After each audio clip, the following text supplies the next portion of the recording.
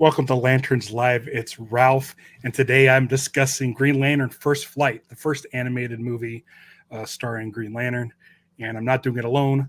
From a bunch of things, including Animation Fascination, I am joined by Marc Vibbert. Marc, welcome to the show. Hello there. How you doing? Good. How are you? It's just telling you how I'm getting FOMO because I'm not at San Diego Comic-Con, which for me is maybe a 2-hour drive.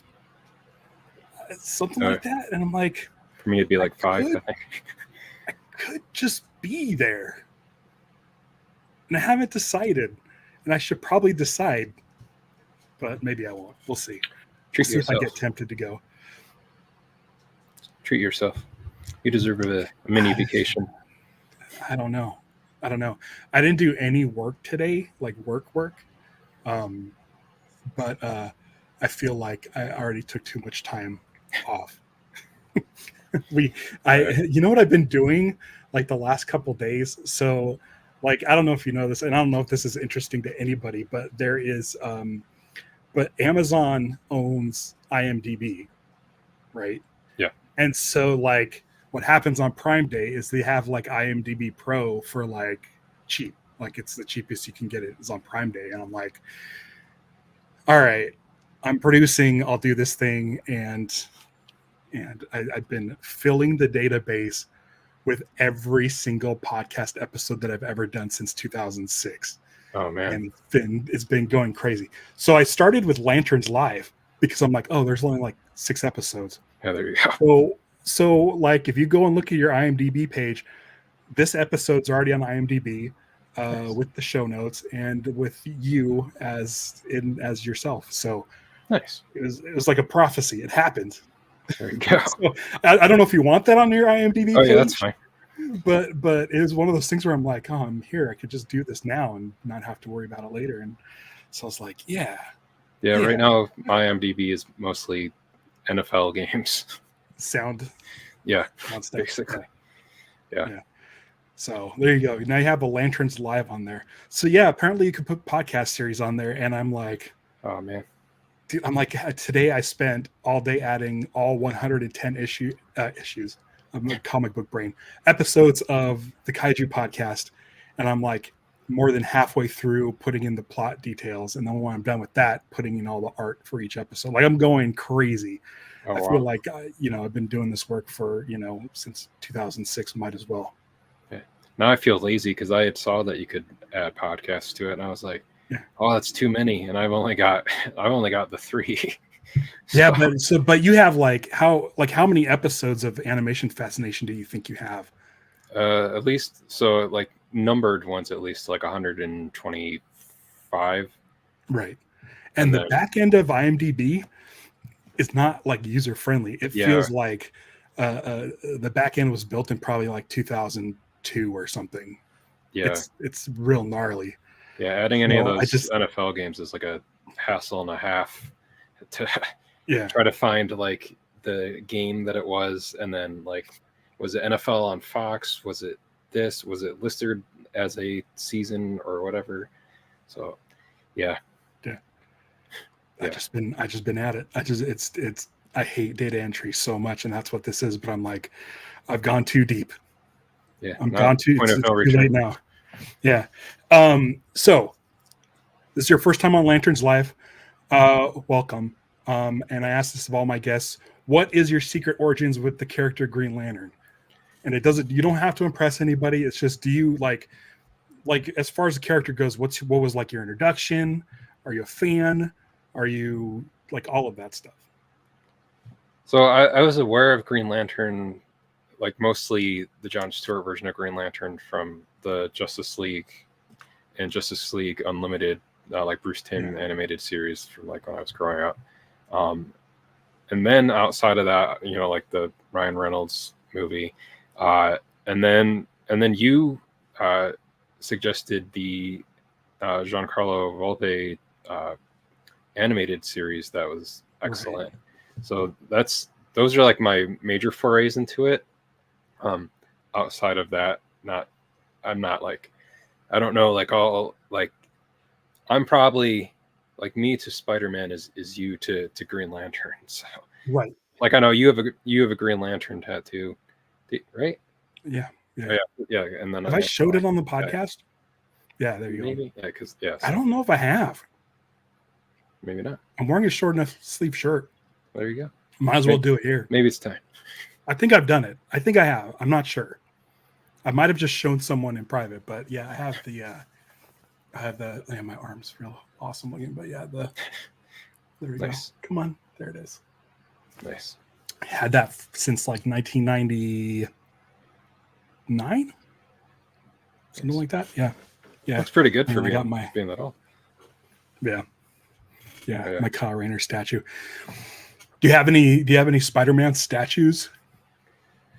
I shouldn't have this, by the way. This is a quarter scale statue. I might have to do like a review on it or something, but Kyle's head is like this big. It's huge.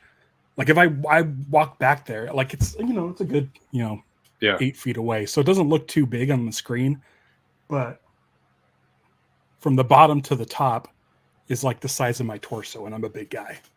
There. So it's massive.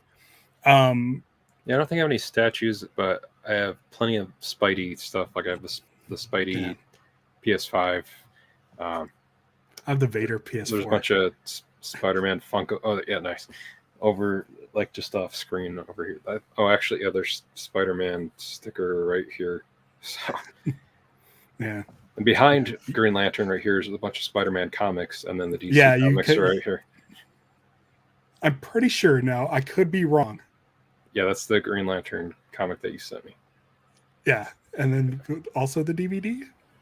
Or was it the animated series? I think I sent you something. I'm trying to indoctrinate people, and I think that's part of what the show is getting people to get into Green Lantern. Yeah. I'm going to force them to watch the animated series because I think it's wonderful.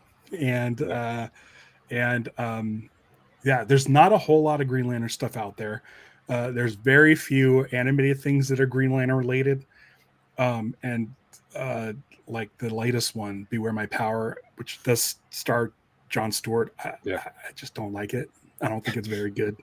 And I'm not one to be like, oh, it's different than the books, because it's very different from the books, but to the point where it's like, I don't know why they did all this. What is even the point of having Jon Stewart?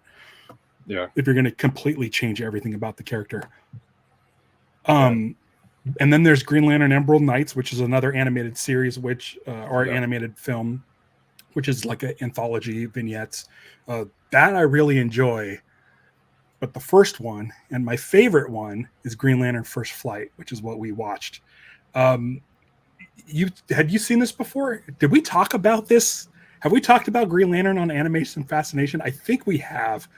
Well, I know that we talked about the animated series because there's an episode of it that you're on like years ago that was called like the Green Lantern of Sector 2012, because it was about the Green Lantern animated series, and it was about like a preview of how old it was. It was 12 years ago, definitely, because it was movies coming out in 2012, so that's why it was the Green Lantern of Sector 2012. Right. But I don't know if we talked about. It had to have been that. I think you and I have definitely talked about Green Lantern on Animation Fascination at some point within the past 15 years or so. I think so. I think you're right. You'll have to go find all those episodes from Animation Fascination and add those to your IMDb too. Oh, geez, Louise. It wouldn't be hard because I know I've only been on like a handful of times, but it's when I look at like the Dharmalars, and the Dharmalars, we did 100 and I think it's like 150 episodes on there or something. It's just like, holy crap. I just open up like 20 tabs at a time. I just copy and paste titles from my WordPress site and then manually add in the date. I've gotten quick at it, but at the same time, it's like once you're done, now you got to go add the plot synopsis. And then once you're done with that, then you got to go do the art. And it's just like, you just go through your entire feed like at least 4 times. And I think, all right, let's do a podcast. I think has the most episodes, and I haven't even started to tackle that one yet. That'll be fun. Getting there. It'll be fun for Kevin to have all that stuff added to his IMDb too. Right. What were your thoughts on? You'd seen this before, right? Green Lantern First Flight. Yeah, not in a while. Probably I probably watched it ago. like when it came out, and then haven't Right. watched it since. But yeah, I enjoyed it. Like I saw the way that you kind of described it in your show notes for this on YouTube was that it was kind of like a Training Day esque kind of Green Lantern origin story. Which reading that I was like, yeah, that. But I was like, man, Sinestro is just like a douche from the beginning. Yeah. So like, that no one can tell he's a bad guy.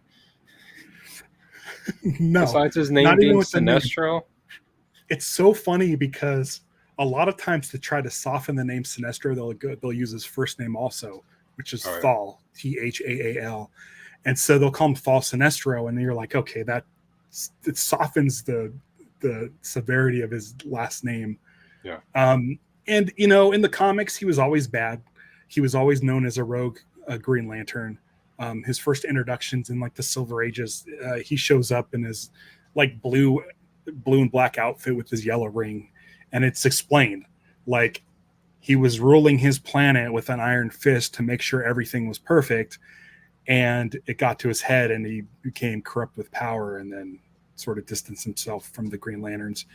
In Jeff Johns' run, which was going on around the time this was made, Sinestro we did get more glimpses in that book that you have back there, The Secret Origins, has Sinestro as a Green Lantern, and he's not, I don't think he's bad through any of it.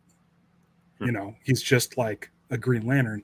And if anybody says that John Stewart is the greatest Green Lantern, which is a new story that happened recently, in Infinite Crisis 3, they mentioned John Stewart as the greatest Green Lantern of them all. Don't agree. If you say Hal Jordan is the greatest Green Lantern of all time, not true. The greatest Green Lantern of all time is Sinestro. Sinestro is the greatest Green Lantern of all time. Became corrupt. Felt like he was above the Guardians. Didn't really respect the Guardians, and they play with a little bit of that in the movie.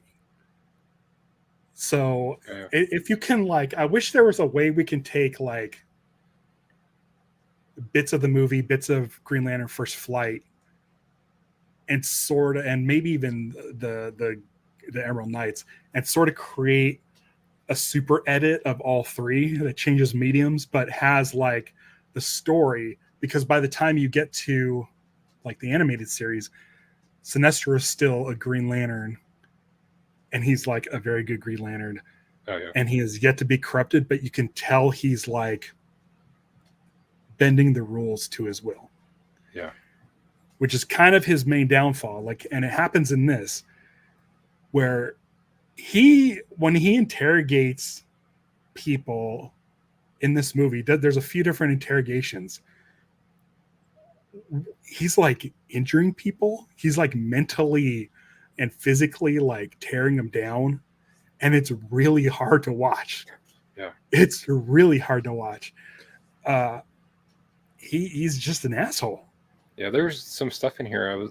Because I remember, I don't think it was until later on with some of the DC animated films that they made a point of it being PG-13 and being oh, look, see how edgy these are now because they're PG-13, or it's wait, what is this rated? Because there's spoiler alert, I guess, that people that maybe didn't watch this yet, but after he kills Kurtwood Smith's, aka Red Portman's, his character in here, and then he goes and resuscitates him with the ring, and you just kind of see just his organs, and it's all kind of grim and gory. There's yum. That's some. What was it rated? Is it rated PG-13? I don't know where my physical copy is. Let's see. PG-13. Sequences of sci-fi action violence. Yeah, that's about right. That's a cool shiny cover. Yeah, I had to look to find that because I didn't have the slipcover for the original. I like having the slipcovers on all of them. So Yeah, but I like that one. Yeah. So, what did you? Okay. So okay. Let me talk about this real quick because I think it's really fun. We do get the pre-credit sequence is the origins of Hal Jordan becoming Green Lantern, Abinsur's crash spaceship. What did you think of? It's been different. It's different in the movie. It's different in. Well, I guess that's it. It's like I think it's different in. There's a DC animated movie which I will probably cover on the show because it's so Hal Jordan centric. Is Justice League New Frontier, which takes place like in the 60s and stuff. It's amazing. But what do you think about Hal being in the simulator and the simulator flying away? Like that thing. It's not in the movie and it's not in the other one. Yeah, I thought that was great. Like just the way that he's in there and he doesn't realize that it's like disconnected and like actually like flying through space. Well, not space, but through the sky. And then like opens it up and he's like what the hell's going on? Yeah. And meanwhile, I was like, well, what are the people at like Ferris thinking happened, like that he did? I don't think you see any of the aftermath. I just remember like they look up and they see like the hole. In the right. And then like he comes back later and they're just like they're not questioning who the dude was that brought Hal back. Back, yeah. Yeah. But yeah, I thought that was kind of interesting. I like how it's like, I think that's like 2 minutes into the movie, so it's like very quick and to the point, getting you like straight into the action right away. Like you're not spending like the first third of the movie with like Hal just as Hal and whatnot. It's like he's a Green Lantern before the opening credits. That's basically what starts the opening credits. It's kind of nice. Yeah. Which, I like that. And then, like, you can kind of learn more about him during the course of the movie just through, like, his dialogue and whatnot and, like, how his characters, which is a good way to do it without, like, showing instead of telling, basically. So I did enjoy how that was done. And I like Christopher Meloni as Hal Jordan. Yeah. Which, speaking of Training Day and, like, the whole equation of, like, Green Lanterns basically being cops, that's good casting with having a very actor that's very popular for playing. He's been doing it for like 20 years or something. Yeah. So yeah, it's great. One of the things I like about the opening sequence is it's comic book accurate. The Silver Age comic book from 1962. I could be wrong. Again, this isn't a place to come for facts, Green Lantern facts. I'm a fan, but I don't. My mind isn't a steel trap of knowledge. But in Showcase 22, the introduction of Hal Jordan, we find him inside a simulator at Ferris Aircraft. So it's kind of cool. Like I was like, oh, this is like the first time like we've seen, or the only time we see him like in the simulator, getting pulled to Abinsur in the simulator. Yeah. So that's kind of fun. I haven't mentioned this, but I wrote like a treatment for a Green Lantern movie that uses something similar to the simulator, but different. And I think it's real good. I knew that. Yeah. When I was watching it, I was like, wait, this seems sort of familiar to like, yeah. Cause you had sent it to me and I read through it, but yeah, it's similar, but different. Right. I do like the simulator. It's fun because it's a quick, like, Hal doesn't want to be in a simulator. Hal never wants to be in a simulator. He wants to be flying.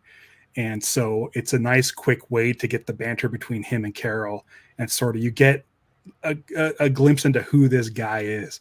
I think that with the exception of the Yellow Lantern ring, this would be a good sort of primer to watch before watching the animated series, which does not go over his origins at all. Yeah. But I guess you were supposed to watch the movie first and then watch the animated series, like Batman, the animated series.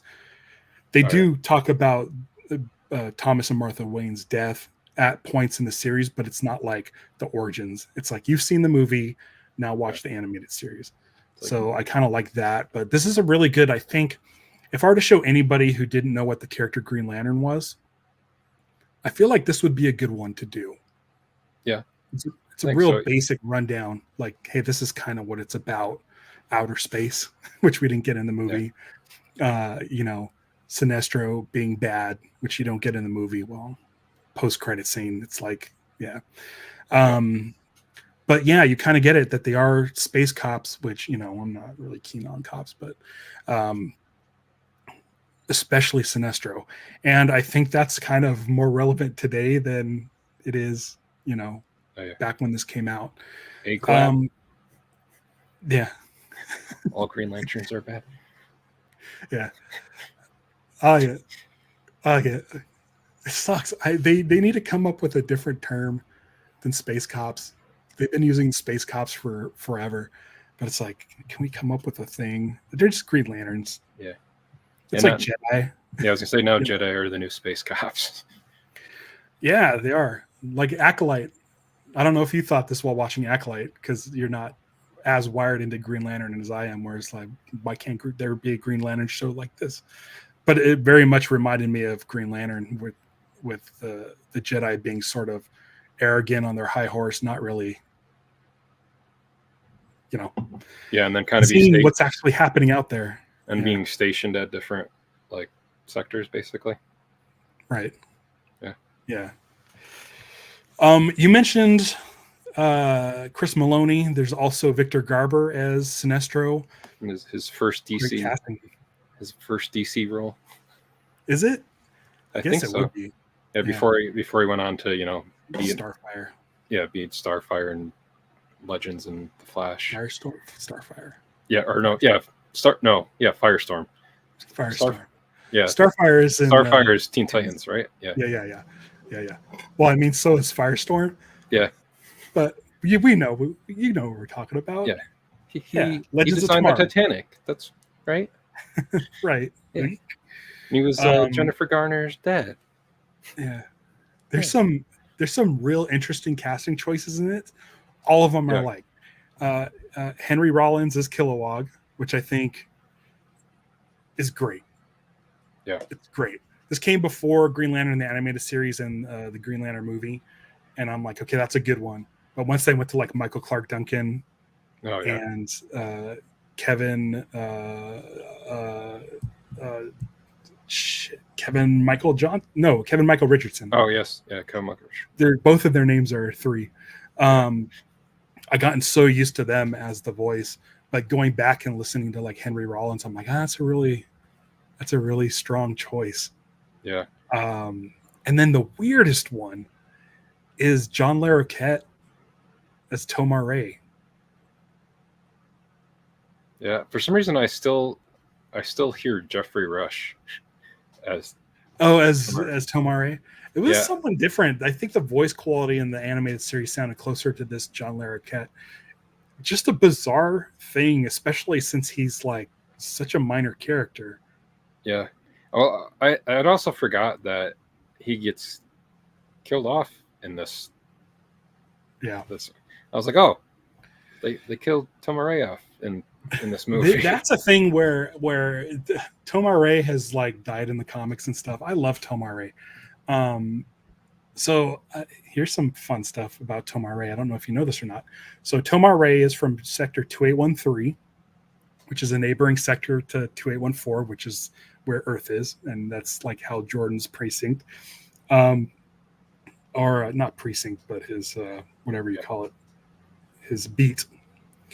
So 2813, he's really the first alien Green Lantern other than Abin Sur that Hal meets in the comics.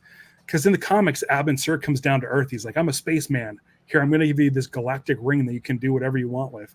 And now you can be as strong as this spaceman who was in this spaceship. And then he just starts like fighting purse snatchers and stuff and like gangsters. And it's like, it took a while to get the cosmic angle going in the book. But the first person we meet is Tomar-Re, which is great in the movie, which I believe Tomar-Re is really the first one to show up in this. he kind of presents himself first with Kilowog and Chip. Yeah. But so Tomar-Re, Mark, I don't know if you know this or not, but Sector 2813 was the home of Krypton. And Krypton was destroyed and imploded and whatever it did on Tomar-Re's watch. Like Tomar-Re could not get the Krypton in time to help people. And it's like this huge weight that weighs over Tomar-Re. So like Tomar-Re is cool. And it's such a I don't know when that storyline came around, but it makes sense that, you know, Krypton isn't in our sector, but it's next to it. Right. And it is really interesting. I find the Tomar-Re fascinating as a character just because of that. You know, it's I don't know who came up with that storyline, but I think it's brilliant because, you know, why should anything happen in a universe where there's Green Lanterns there to protect? Right. You know, so clearly there was a Green Lantern in that sector with where Krypton was. So I find it fascinating that it's not explored more. I feel like that would be a fun thing to go over. It's like never mentioned. I know in the movie, in the motion picture, Jeffrey Rush does mention that he's from Sector 2813, and that the reason why he's sent to talk to Hal is because he's like the closest thing, like genetic wise, to be like, okay, I do resemble a fish from your planet, but you know, you can't send someone like Chaselon who's like a crystal ball with tentacles. Like that would be jarring for someone who just landed on Oa. So I find the character fascinating. I wish they would do more with him, but a lot of times he's just killed off. Like he was killed off in the 90s. I don't even know if he's currently alive now. There for a while there was Tomar 2, TU, not the number 2, but I think that's an inside joke. But yeah, I thought it was interesting. It was John Larroquette, and his performance is fine. He just really didn't have anything to do. And then I'm blanking on his name. He played Squiggy on Laverne and Shirley. He was in A Bug's Life, so you probably Michael Landers. Is it Michael Landers? Yeah. Who's the grasshopper that's like foaming at the mouth and's got the crazy eyes? So that dude in the end credits bloopers has the voice of Michael Landers, and he is also the voice of Chip in this, which is a space squirrel. It was good to see Chip in this. Get a little. Yeah, it's, you know, there's a lot of crazy stuff that goes in Green Lantern, and I could see why the movie maybe didn't do like a Chip, but it was good to see him in here, and make him a talking squirrel. Like this is pre Guardians of the Galaxy, and I feel like Guardians of the Galaxy, like Green Lantern could have did it first, right. But you know, James. Yeah, I don't know how much you'd want to talk about Superman. Yeah, I'll talk about it. Yeah, I've seen it. Yeah, just because that. I mean, that seems like too, since it's James Gunn doing it, that like he'd want to put Chip in there because he's like, hey, I did a raccoon. Why not? So for those of you that don't know, there's some pictures from the set of the Superman movie where they brought in a live squirrel in like a plexiglass box, and they had like peanuts and stuff to go and do a scene with Superman. Now it's Superman on his knee, like addressing this squirrel. Now, I don't know if Superman talks to regular animals outside of crypto. Right. I can only think that this is for a reference for a Chip type character. And if James Gunn puts Chip in the movie, I mean, I'm gonna love the movie. That's all there is to it. Chip is one of those ones. He's also has died several times. And then there was a Bidge, like Badger, but a BDG. and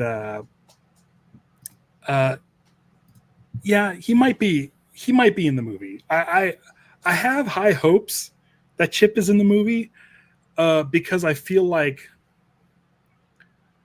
I'm ready to move past the like Bryan Singer X-Men where we have to be serious and the costumes can't be colorful. Right. I think the upcoming Deadpool and Wolverine is proving that like that's what people want is the comic accurate bright costumes. He did a great job on the Suicide Squad with those colorful costumes, comic accurate. And so from what I've seen so far, the Superman movie looks pretty comic accurate. And I mean, if he's just going to go for it, then I'm all for having Chip in the movie because it's something where if you can get away with doing Chip in the movie, which he did with Rocket successfully, and all of Guardians 3 was all about like CG animals. Like we got to the point where we're all cool with talking animals. So if it can slip like just one scene, one short bit with Superman and Chip, like, and then just be like, okay, let's see if people go for it. Because if they go for that, then they could do any Green Lantern. They could do anything. Yeah. You know, testing out before the live action TV series comes out. It's gonna be like, all right, people liked him in this. Will not now he'll show up in. I don't know about that. I don't know about that TV show because, like, the people doing it are they do dramas. Yeah. And like they worked on what like True Detective and The Leftovers and Lost and Watchmen and is there going to be room for a talking squirrel superhero? I think so because I mean there's plenty of comedy worked into Lost and The Leftovers. Yeah. I know they're top like drama top heavy, but I mean there's definitely plenty of comedic elements in like even in Watchmen there's a lot of comedic elements in that too even though that's got like a lot of heavy stuff in it, so there's a good like mixture of tone. Do you think in Green Lanterns or in Lanterns do you think we'll see Lube Man? Yes. Think Lube Man will make a reappearance? Yes. Slide out of a different sewer. Slides into the ring. Puts it on. Yeah. Falls off because there's too much lube. As soon as he flies, it slips right off. That's great. Yeah. Just in the background, just so people that are paying attention. Sliding through space on his back. Yeah. That'd be great. 100%. So let's talk about this movie. This movie is what I like. It's essentially a mystery story, or they're on the case, and they're looking for this stuff. They're looking for what's going on with Abin Sur. They're also tracking down Kanjar-Ro, who has this staff that has crazy properties. Sinestro is working with him. Yeah. Was working with him secretly, and essentially like kind of lets Kanjar-Ro go and frames Hal Jordan for doing it, or frames Hal Jordan for killing Kanjar-Ro. And it's pretty good stuff. It's pretty good stuff. In the books, Sinestro is not really keen on Hal Jordan, because him and Abin Sur were very, very close friends. It's like, someone that you think like Earth is essentially like a lower life form amongst like all of the universe. Like it's kind of new. It makes sense. So for Abin Sur, if your best friend, who is basically your brother, dies and one of these guys gets the ring, like he's really, really unhappy. So he doesn't give a shit about Hal whatsoever. It's pretty interesting. I do like it. I do like Hal is headstrong, calls out the Guardians. like, which is like Green Lantern 101. Like, Sinestro really doesn't like the Guardians and will just do stuff behind their back, but Hal will like confront the Guardians and be like, "You guys need to wake up. You really need to wake up."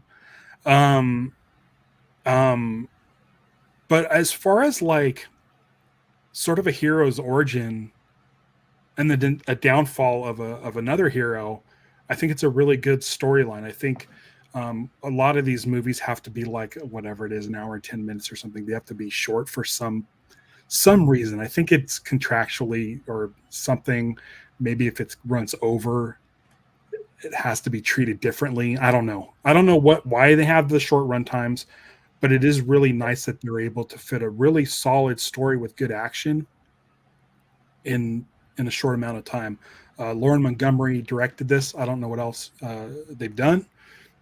I'd have to look it up. But I think that as far as like telling a Green Lantern story, I think it's really good. Yeah. I think, yeah, I'd if I were to do a letterbox thing, which I probably should have, I would do at least four stars probably on it. I think it's a really concise story. I don't think there's any like lagging in it. Were you at any point where you're just like, oh, yeah, whatever? No, I don't think so. I think it moves along at has pretty good pacing to it. Like it's pretty like you get the recruitment, you get a little bit of Sinestro's like hidden agenda, and you get the Kanjar-Ro and like that whole stuff goes on. Then you get like the betrayal there. Then you get the climax on Quard, and then the final battle. So it's like just kind of keeps building. One scene, there's not like wasted scenes or anything in there. It's just easy to follow. Nothing. I feel like I know Green Lantern. I've been reading Green Lantern since like 1990, and I watched Super Friends when I was younger. It's I feel like it's a really good showcase of the characters. It doesn't really. I don't find it confusing at all. I think it's concise. Like, as someone who's not as familiar as Green Lantern, did you find anything confusing at all? Was it pretty much? No, it does a pretty good job of like explaining to you like what's happening here, like how the powers work and all of that, and it does it in a way where it doesn't feel like it's being like exposition, like seen just to do exposition. It's like shown to you within like the context of the scenes and whatnot. So it's definitely, it doesn't feel like a chore. Like you're like, okay, yeah, now I get what's going on. Yeah, I feel like it's a good primer. I think it's a good way to introduce people to the character. I think the animated series is awesome, but you really don't get the origin. It just kind of like thrusts you into it. So I think anytime anyone were to ask me like, hey, what's Green Lantern about? I'd say check out Green Lantern First Flight. No longer on Max. Yeah, that's right. Yeah, just because like I think all their stuff's like all over the place now, because some stuff's on Amazon, some stuff's on Netflix. I think that's mostly just because they wrote all that stuff off for tax write-offs. So there used to be that whole like tile that was just all like DC stuff on when it was HBO Max. Now it's just Max, the place for HBO. So that's why I had to go pull that out last night and put the actual physical Blu-ray in to watch it. Watched it with the the reactive lights, so it was all green. Oh, really? While I was watching it, yeah. So that's cool. Pretty good. Does it go? Is it pretty accurate? Yeah, like the one I have, I think it's the Govee lights. So it's not it's not like those super like expensive Philips like Hue ones. Those are a little bit more reactive and a little bit like more. But I was like, it's good for like what it is. Like I think if it was like green and yellow. Yeah. So like I have lights under like the TV stand that are just like static, but then the ones that are set up behind the TV are reactive to whatever's on the screen. I think that the best thing that I've used to test it out at one point was like just like the Marvel Studios like opening logo, because that uses a bunch of colors in it, and especially with the like page flipping, you see like all of that going on in there. So that's pretty fun. Yeah. But yeah, like whenever like the screen is like fully green and like they're powering up the rings or stuff like that, it just like the entire back of the TV is green too. So it makes it feel like more immersive, because you're like, oh man, this light's like really, it's like coming out of the TV and it's in the room. And like what better than Green Lantern, where it's all about, you know, light constructs and stuff, like the power is. Yeah, you know. I posted I think on both Twitter and Blue Sky, I said that I was preparing for coming on this with you, and I posted. You know what? I saw that. I didn't even realize that the walls were green and stuff. Yeah. Okay, I'll have to make sure I get that reposted, because I did notice that. I did see that post, but I didn't like. I was out and about all day. But that sounds fun. I don't know if I would do one of those. We have like an entertainment center where the TV's like inside, like a shelf. It actually might work better in that too, because if your shelf, because I think it's like black paneling too. Yeah, it'll reflect off of that on the sides and the bottom, and the back of it, so it might like tighten like the light reflective in it and make it feel even like more immersive because of that. It would just be a pain to put the lights on the back of the TV and then put the TV back where it was. Yeah, maybe. I don't know. I think Stevie asked me about that once, and I was like, "Oh, no, I'm fine, whatever." Yeah. But, you know, I've been rewatching like The Matrix and stuff, and I'm just like, something like that would be cool. Yeah. Seeing the green lights going into the Matrix and whatever. Yeah, that is fun. I think the Govee ones are cheaper too, because like that one I had sent to me, it was like a review thing, but I looked that up because they did like some tie-in with Dune recently, and I think that it was maybe like the same one that I had is, I think it was like $40, $50 maybe, if that, and you just control it with an app on your phone. So this episode is not sponsored by Govee. They can if they want. Yeah, if they want to, then they can send Ralph some Govee lights. Yeah, I'll do a review. Yeah, I'll pop on the Green Lantern movie. Which, speaking of the lights and stuff in here too, is I asked you before we came on live, was so like when Sinestro becomes a Yellow Lantern, like I know, like, you know, his suit becomes yellow and his ring turns yellow, but it still has the Green Lantern logo or crest or whatever you'd want to call it on the ring. It doesn't have that instead of the. Do you think that's actually an error in the movie, or it's just like a budget thing where like they didn't want to fully? It could be a budget. Make a new asset. I feel like it could be a budget thing, because I don't think these movies really have like the biggest budgets. I think that's why they have to be a certain length, because I feel like if it goes past like an hour and 10 minutes, then it's considered like a feature or something, and then they have to like deal with like union stuff. I have no idea. Maybe we could have Lauren Montgomery on and talk about it. But I honestly believe it's something where it's like they have the models for the characters, they have the models for the ring. They didn't want to have to like redesign it, right? Because even on like the CG sort of power battery ball that Hal Jordan hits with the baseball bat, it just has the Green Lantern logo on it. It doesn't have, but Sinestro's chest has the Sinestro Corps logo on it. So it could be just a thing where they were just like, I don't know. Like that was going to be the most noticeable thing that you'd see for the longest period of time on the screen. So they're like, maybe, all right, if we have to choose one thing to change, we'll focus on that. Yeah. Maybe. Yeah. But that whole sequence at the end is great too. And if you just think about like the actual, like what all happens in that, like how many lanterns die in that, and like how many like die like off screen, like in probably pretty horrific ways if they were just like in space and then didn't have any protection from space, and then we're just like, you know. Yeah, there's like what 3,600 sectors, and during the Jeff Johns run they said that there's going to be 2 Green Lanterns per sector, so it's like, you know, 6,400. And I mean, they're always in space. Yeah. And if you just cut their lifeline, like there's a lot. Like you see all those rings drop. It's pretty horrific. It's a major act of evil. Yeah, that's like, it's almost like Green Lantern. Well, I mean, it's not genocide because there's still some, but it's like almost Green Lantern genocide. Yeah. So the weight of it, like it adds stakes. I know it's a cartoon and whatever, but it is pretty horrific for them to say, like flat out say, like it was like he thought about it ahead of time. Like part of the plan is it wasn't like he put on the yellow ring and was corrupted. He wanted the yellow ring.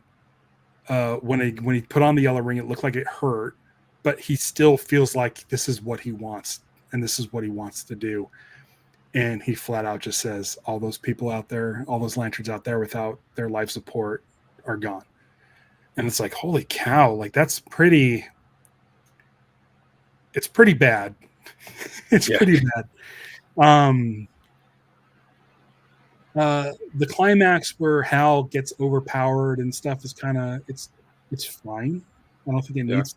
I don't think he needs to have any sort of superpower like more than normal. Like it isn't super glowing green.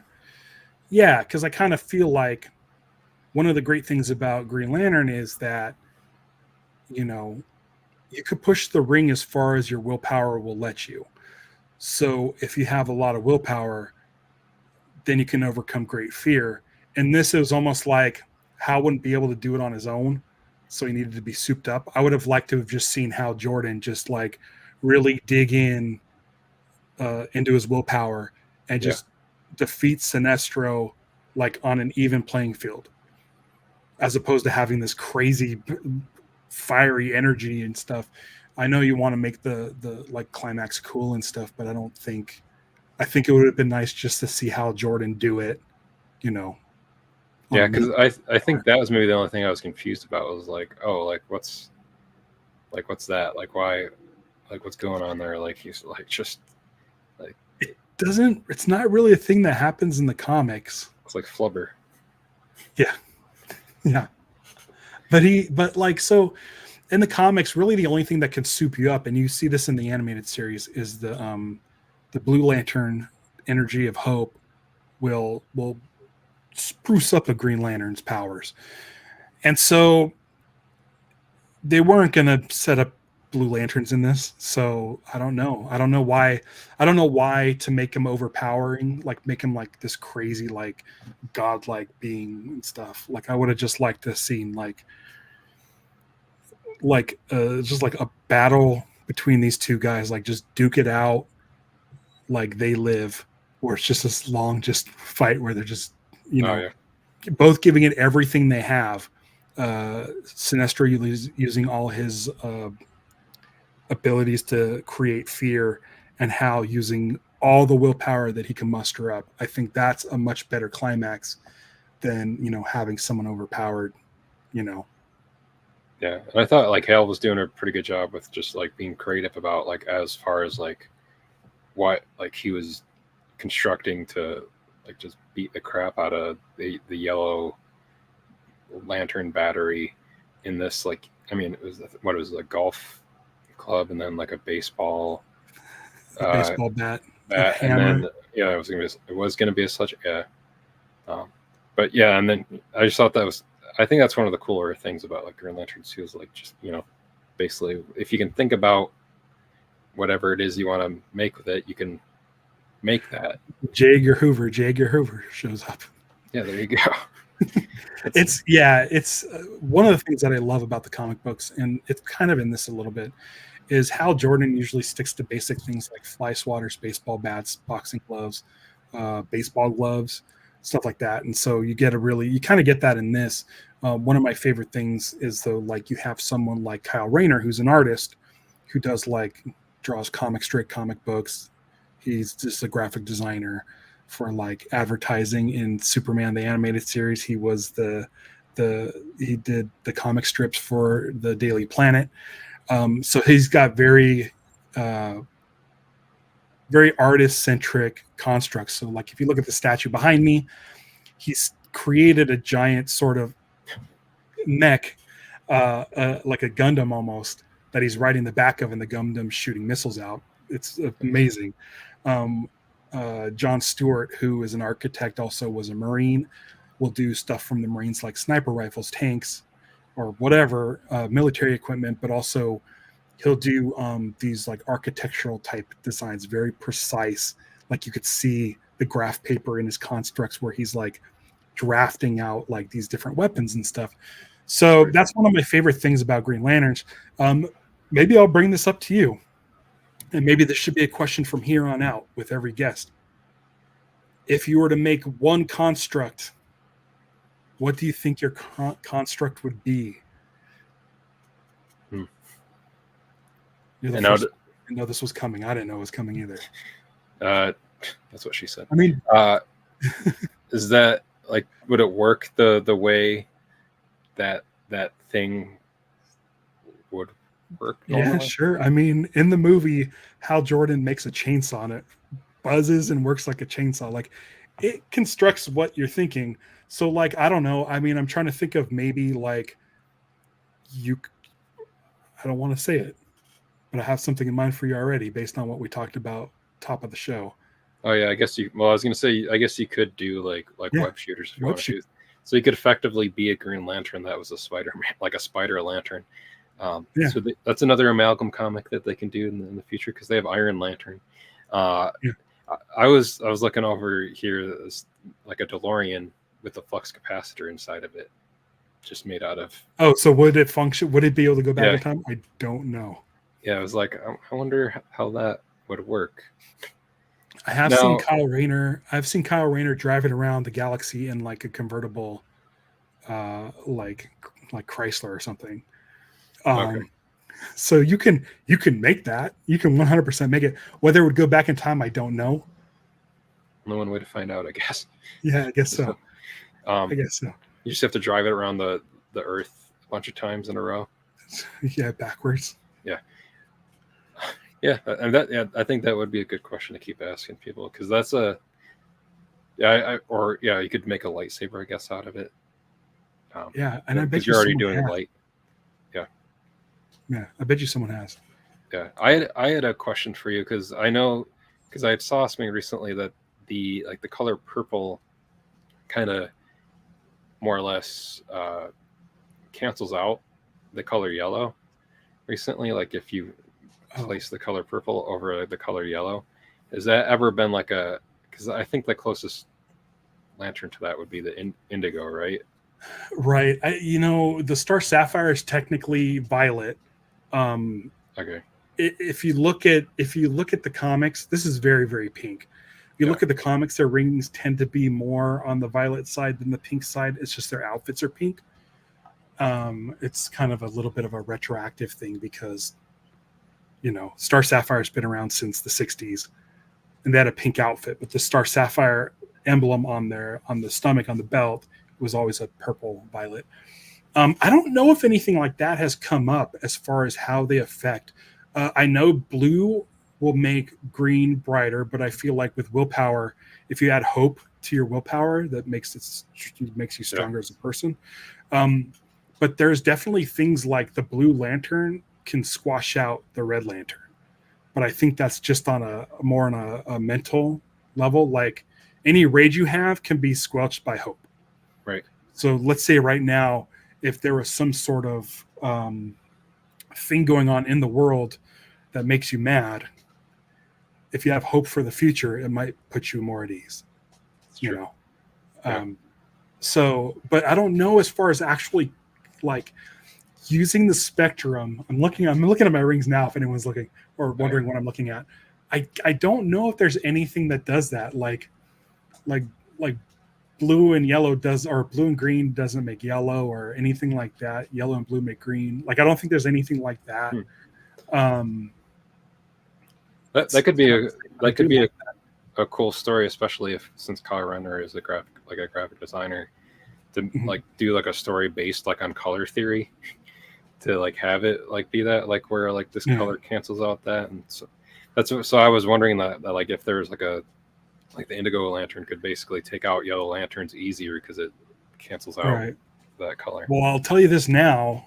On the most recent issue of Green Lantern, the comic Green Lantern number 13, we do see Kyle Rayner kind of hunched down in the corner. He's not doing so hot, but every color of the spectrum is swirling in his uniform.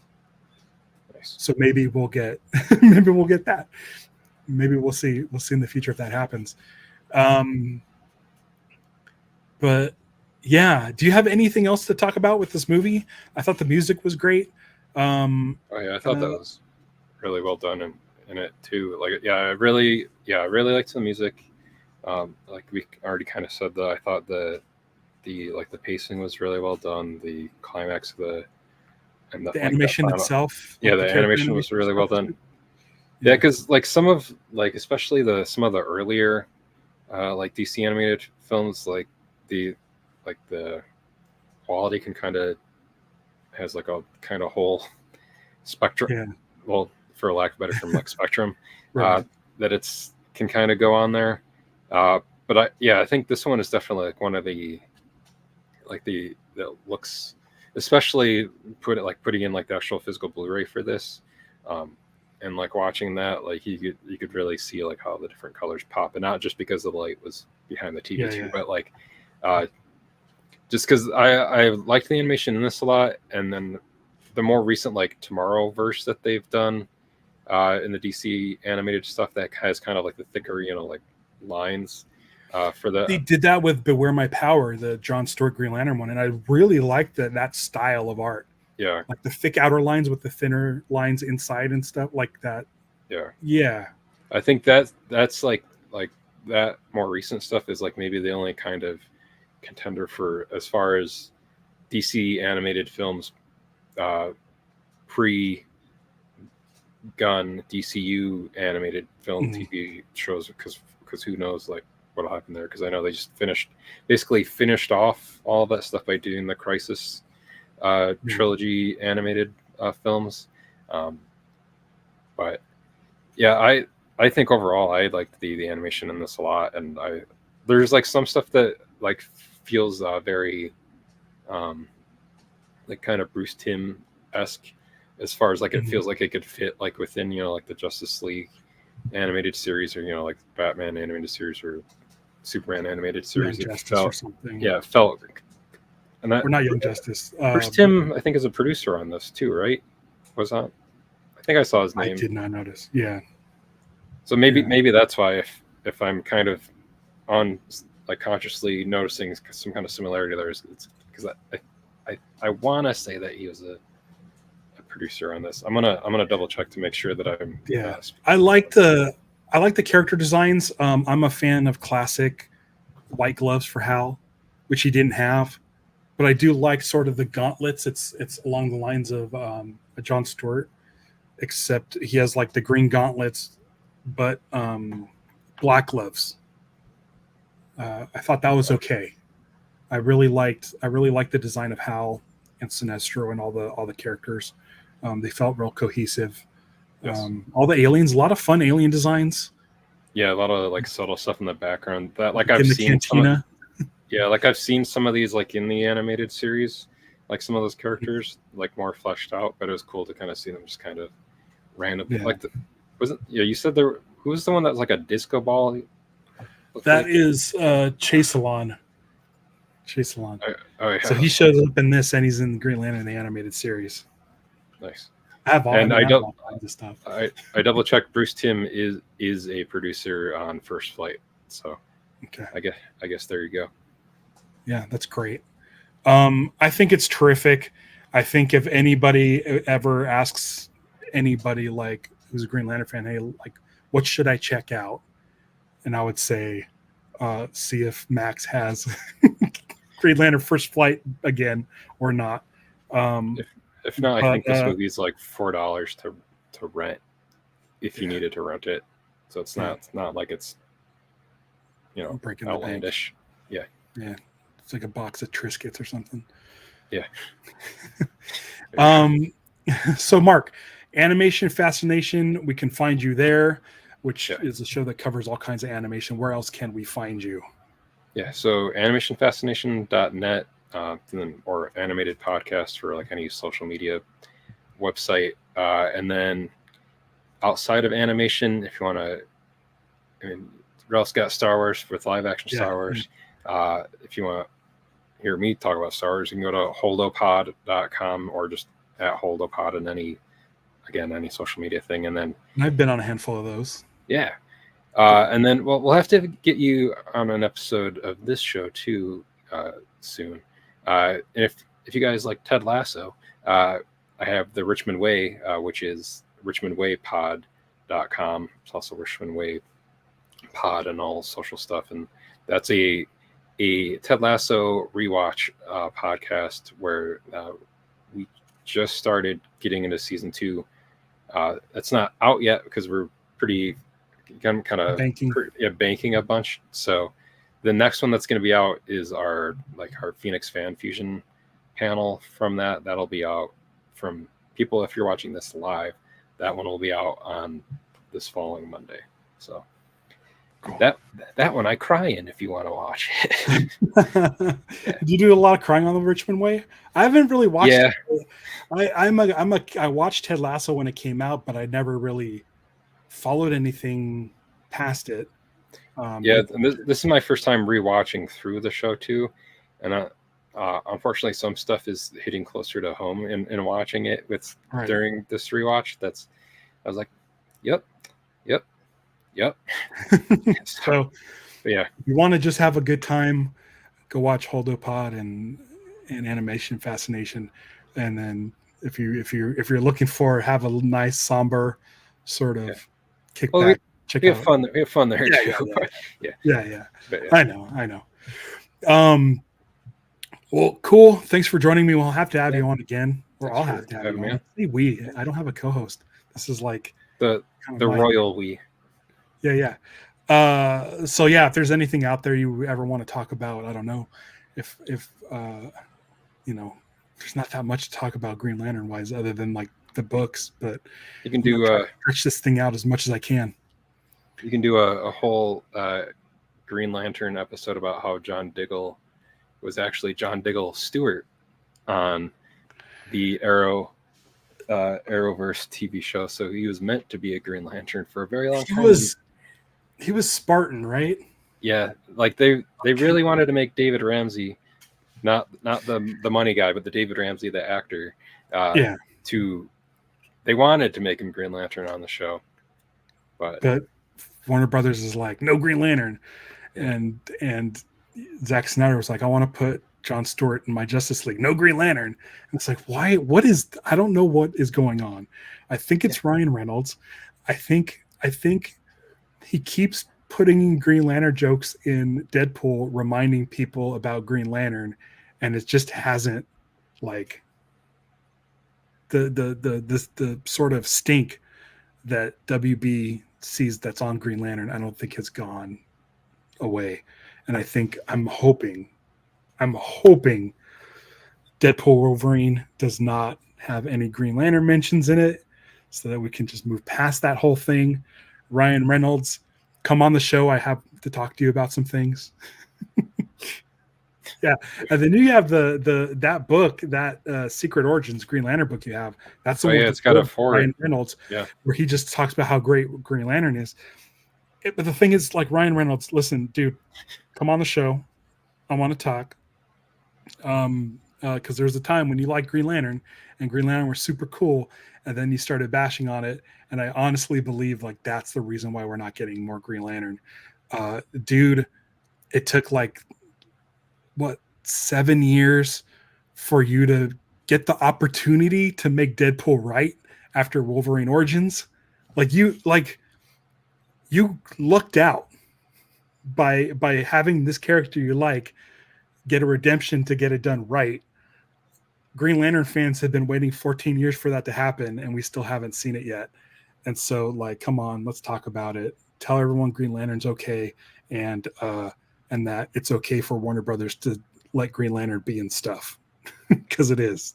I think if there's going to be any Green Lantern thing in Deadpool and Wolverine. I don't know how they would do it, but it would be kind of cool because I know there's going to be like all these variants of different versions of Deadpool in there. Have a green pool, or a Dead Lantern. This is what I want, and I know it's never going to happen. Deadpool wearing a Green Lantern. Right? Just have Green Lantern in the movie. Like if DC and Warner's was cool enough, if Ryan Reynolds approached James Gunn, like I could see James Gunn saying like, yeah, just do it. We don't care. Like how fun would that be? Maybe anything to see Green Lantern on the big screen for me is a major plus. If they make fun of it, fine. I don't need Deadpool to cut off his head. We've already seen him shoot Ryan Reynolds in the head for reading the Green Lantern. Like, embrace it. Let's get Green Lantern in Deadpool. Yeah. Because, I mean, it would be nuts. Like, it doesn't even have to be... Like, we've seen all the different Deadpools coming out of the smoke with... Yeah, you can just have it, like, kind of obscured in smoke still. You could be the guy back here. You can just see a little bit of green light yeah. in there, and you're like, oh, okay. Yeah, I see what you're doing. Just do it. But make it a thing that we embrace the character in the movie again. And I mean, it's not the best, but it also just, if you just let it go and tell everybody Green Lantern's okay, then we can start getting back to our Green Lantern redemption, much like he got his Deadpool redemption. But again, like, I don't know if one of the 6 people watching this live stream are Ryan Reynolds, but if you are, come join me. It's probably Rob McElhenney. Yeah, I mean, they're not doing anything now. The movie premiere's done. What do they got going on? Yeah. Wrexham season's over. Right, yeah. I'm excited about it. I've known for about a year and a half one of the cameos, and I haven't told anybody. Also, I don't want to ruin it, but I'm very excited about it. So, yeah. Yeah. So cool. Mark, thank you for joining me. I'll have you back on. Right. Come back sometime. And for everybody else, beware my podcast. It's Lanterns Live. Bye.